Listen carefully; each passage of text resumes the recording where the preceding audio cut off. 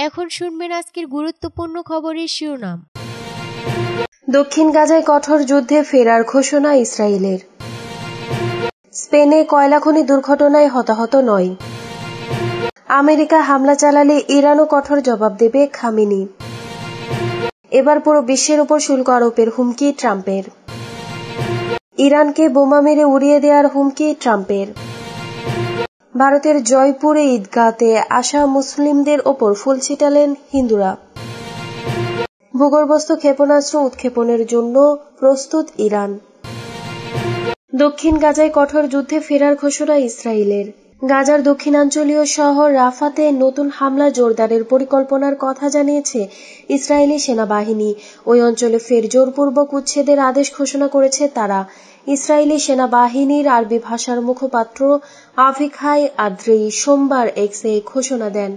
ওই পোস্টে বলেন, সেনাবাহিনী রাফা ও তার আশপাশের এলাকায় অত্যন্ত কঠোরভাবে যুদ্ধ করতে ফিরছে। তিনি ফিলিস্তিনিদের তাৎক্ষণিকভাবে উপকূলীয় এলাকা আল-মাওয়াসিতে আশ্রয় নিতে নির্দেশ দেন। যদিও গাজার উপর চলমান যুদ্ধে এই এলাকাও বারবার ইসরায়েলি হামলার লক্ষ্যবস্তুতে পরিণত হয়েছে, তা সত্ত্বেও এটিকে একটি নিরাপদ এলাকা হিসেবে ঘোষণা করা হয়েছিল। উচ্ছেদ আদেশ জারির কিছুক্ষণ পরে ওই এলাকায় বাস্তুচ্যুত মানুষের জন্য স্থাপিত একটি তাঁবুর ওপর ইসরায়েলি হামলায় অন্তত ২ জন নিহত হয়েছে। এদিকে ঈদের দিনেও দখলদার বাহিনীর হামলা থেকে রক্ষা পাননি ফিলিস্তিনিরা। ইসরায়েলি হামলায় অন্তত নারী ও শিশুসহ ৬৪ জন ফিলিস্তিনি নিহত হয়েছেন। স্পেনে কয়লা খনি দুর্ঘটনায় হতাহত ৯। স্পেনের উত্তরাঞ্চলীয় আস্তুরিয়াস অঞ্চলের সেরেদো কয়লা খনিতে সোমবার এক দুর্ঘটনায় ৫ খনি শ্রমিক নিহত এবং ৪ জন আহত হয়েছেন।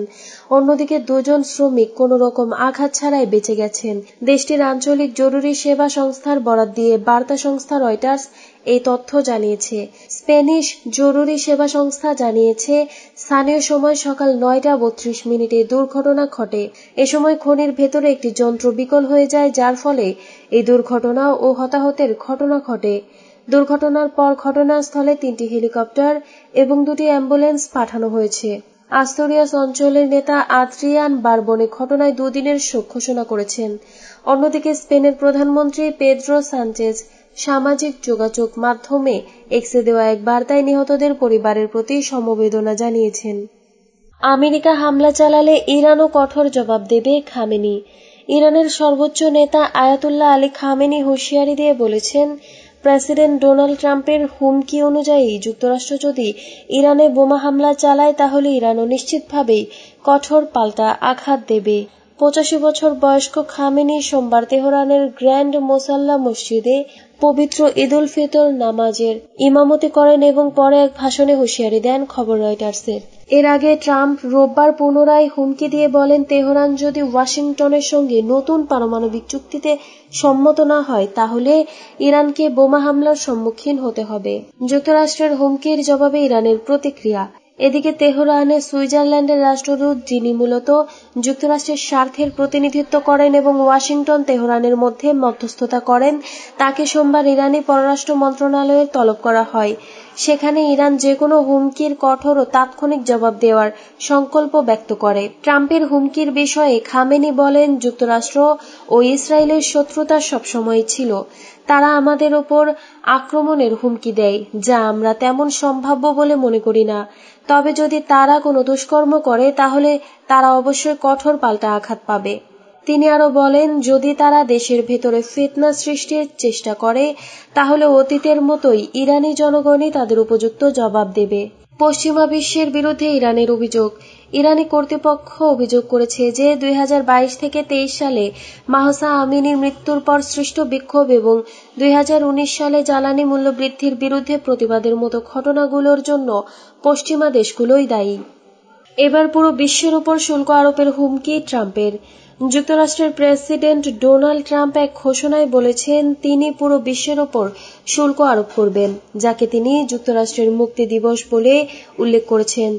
এই ঘোষণা তিনি সোমবার এয়ারফোর্স ওয়ান থেকে দিয়েছেন এবং জানিয়েছেন, আগামী 2 এপ্রিল থেকে এই শুল্ক কার্যকর হবে, খবর রয়টার্সের। এর আগ পর্যন্ত আলোচনায় ছিল যুক্তরাষ্ট্র কেবল সেই দেশগুলোর উপর পাল্টা শুল্ক বসাবে যারা মার্কিন পণ্যের উপর আমদানি শুল্ক আরোপ করে বা যেসব দেশের সঙ্গে যুক্তরাষ্ট্রের বাণিজ্য ঘাটতি রয়েছে। কিন্তু ট্রাম্প এবার স্পষ্ট করে বলেছেন এটি শুধু নির্দিষ্ট কিছু দেশের মধ্যেই সীমাবদ্ধ নয়। ট্রাম্পের ভাষায়, আমরা সব দেশের উপর এই শুল্ক আরোপ করা শুরু করব, দেখা যাক কি হয়। যুক্তরাষ্ট্রের মুক্তির দিবস উদযাপনের আর মাত্র 48 ঘণ্টা বাকি।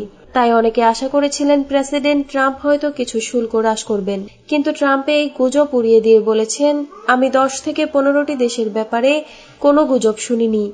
আমরা সব দেশকে অন্তর্ভুক্ত করেছি, কোনো ছাড় নেই। ট্রাম্প এদিন আরও বলেছেন, যারা যুক্তরাষ্ট্রের ওপর শুল্ক বসিয়েছে তাদের জন্য তিনি তুলনামূলকভাবে ভদ্র, উদার এবং দয়ালু থাকবেন। তার ভাষায়, এই দেশগুলো ইতিহাসের যে কোনো দেশের চেয়ে আমাদের বেশি ঠকিয়েছে, আর আমরা তাদের তুলনায় অনেক বেশি ভালো ব্যবহার করব। তবে যুক্তরাষ্ট্রের জন্য এটা বিশাল অঙ্কের রাজস্ব এনে দেবে। চীন ইতোমধ্যেই মার্কিন শুল্কের প্রভাব অনুভব করেছে, কারণ ট্রাম্প প্রশাসন ইস্পাত, অ্যালুমিনিয়াম ও অন্যান্য চীনা পণ্যের উপর শুল্ক আরোপ করেছে। আগামী 3 এপ্রিল থেকে গাড়ি আমদানির উপরেও নতুন শুল্ক কার্যকর হবে। ইরানকে বোমা মেরে উড়িয়ে দেওয়ার হুমকি ট্রাম্পের। ইরান যদি তার পরমাণু কর্মসূচির প্রশ্নে যুক্তরাষ্ট্রের সাথে সমঝোতায় না পৌঁছে, তবে দেশটির ওপর বোমা হামলা এবং বাণিজ্যিক অবরোধ আরোপ করা হবে বলে হুমকি দিয়েছেন। ওয়াশিংটনের সাথে সরাসরি আলোচনার প্রস্তাব ইরান গত সপ্তাহে প্রত্যাখ্যান করার প্রেক্ষাপটে ট্রাম্প এই মন্তব্য করলেন। তিনি এনবিসি নিউজকে বলেন, যুক্তরাষ্ট্র ও ইরানি কর্মকর্তারা কথা বলছেন, তবে বিস্তারিত কিছু বলেননি। ট্রাম্প এক টেলিফোন সাক্ষাৎকারে বলেন, তারা যদি চুক্তি না করে তবে বোমা হামলা হবে। আমি এমন বোমা মারব যা তারা আগে কখনো দেখেনি। তিনি আরো বলেন, তারা যদি কোনো চুক্তি না করে তবে এমন হতে পারে যে 4 বছর আগে যে বাণিজ্যিক অবরোধ আরোপ করেছিলাম তেমনটি আবার করব।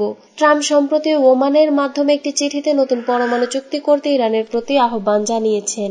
এর জবাবে ইরানের পররাষ্ট্রমন্ত্রী বৃহস্পতিবার বলেন, তারা যুক্তরাষ্ট্রের সর্বোচ্চ চাপ এবং সামরিক হুমকির মুখে মার্কিনীদের সাথে সরাসরি আলোচনা করবে না। ঈদগাহে আসা মুসলিমদের ওপর ফুল ছিটালেন হিন্দুরা। ভারতের জয়পুরে ঈদ উল ফিতর উপলক্ষে ঈদগাহে নামাজ আদায় করতে আসা মুসল্লিদের ওপর ফুল ছিটিয়েছেন হিন্দু ধর্মাবলম্বীরা।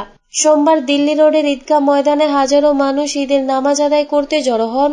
সেখানে এই সম্প্রীতির নজির দেখা যায়। সোশ্যাল মিডিয়ায় বার্তা সংস্থা ANI এর শেয়ার করা ভিডিওতে দেখা যায়, গেরুয়া পোশাক পরিহিত হিন্দুরা নামাজ পড়তে থাকা ব্যক্তিদের ওপর ফুল ছিটাচ্ছেন। সম্প্রতি রাস্তায় নামাজ নিয়ে বিতর্ক তীব্র হয়েছিল ভারত জুড়ে। তার মধ্যে জয়পুরের সম্প্রতির দৃশ্য সামনে এলো। ভারতীয় গণমাধ্যমের খবরে বলা হয়, জয়পুরের দিল্লি রোডের ঈদগাহে ঈদ উল ফিতরের প্রধান জামাত অনুষ্ঠিত হয়। সেখানে রাজস্থানের প্রধান কাজী খালিদ উসমানে হাজারো মুসল্লিদের নামাজ পরিচালনা করেন। এ সময় এক অনন্য দৃশ্যের সাক্ষী হয় সকলে। হিন্দু মুসলিম ঐক্য কমিটির উদ্যোগে নামাজের সময় হিন্দু সম্প্রদায়ের সদস্যরা একটি উঁচু মঞ্চ থেকে নামাজীদের ওপর গোলাপের পাপড়ি ছেটাতে থাকেন। ভূগর্ভস্থ ক্ষেপণাস্ত্র উৎক্ষেপণের জন্য প্রস্তুত ইরান।